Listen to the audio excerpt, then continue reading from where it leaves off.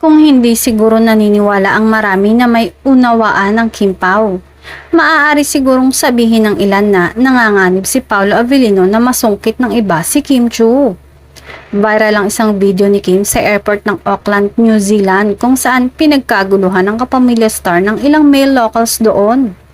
Mapapanood sa video na nagpakuha ng photo op ang dalawang white guy kay Kim na tuwang-tuwa sa kanilang opportunity. Bukod sa may itsura ang dalawang guy, napakatangkad pa ng mga ito. Lumalabas na hindi lang sa mga Pinoy sikat si Kim, kundi nakilala rin ito ng ibang mga foreigners. Sabi nga sa subtitle ng photo, iba talaga ang isang Kim Chiu. Siguradong marami pang mga New Zealander ang gusto ng photo op kay Kim at siguradong marami sa mga ito ang nagnanais na pormahan ng aktres.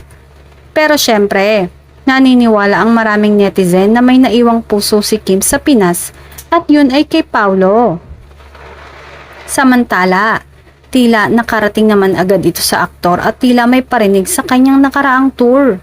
Say nga nito, nang pagbanggit sa pelikula nila ng aktres para ipromote ay tila may pag-angkin na ang aktor sa kanya, nasa kanya lang si Kimi at hindi na maaagaw pa ng iba.